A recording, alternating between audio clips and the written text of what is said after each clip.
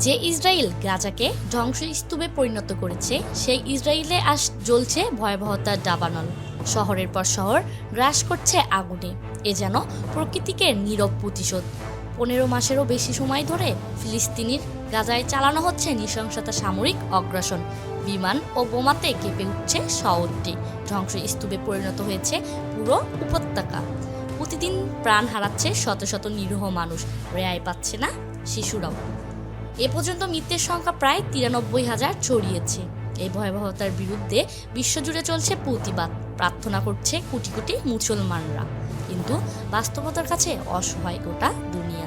যখন নিঃশব্দ, তখনই প্রকৃতি নিজেই কিছু করার সিদ্ধান্ত নিল, যেন আকাশের গর্জনে ধ্বনিত হলো। জুলুমের জবাব একদিন ফিরে আসেই। ভয়াবহ দাবানলে পুড়ছে ইসরায়েল।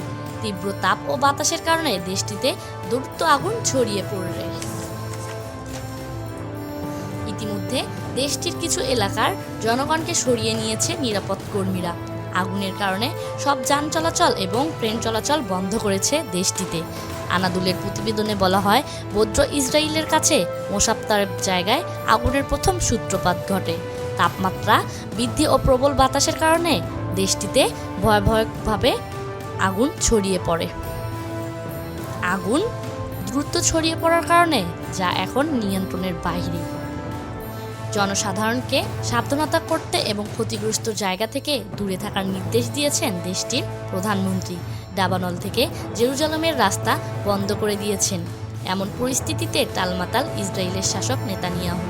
আগুন নিভাতে তিনি আকাশ ও স্থলপথে সব শক্তি নিয়োগ করেছেন এবং আন্তর্জাতিকভাবে সহায়তা চেয়েছেন দেশটির প্রধানমন্ত্রী। তবে প্রকৃতির এই আগুন নিভানো কি এত সহজ? এই দাবানল যেন অবিচিত পৃথিবীর নীরব প্রতিশোধ। মনে করে দিচ্ছে গাজার সেই শিশুদের কথা, অসহায় মানুষদের কথা, যারা প্রতিদিন ইসরায়েলের অগ্রাসনের শিকার। প্রকৃতি যেন নিজেই বলছে, অত্যাচার যত দীর্ঘই হোক, বিচার একদিন হবেই।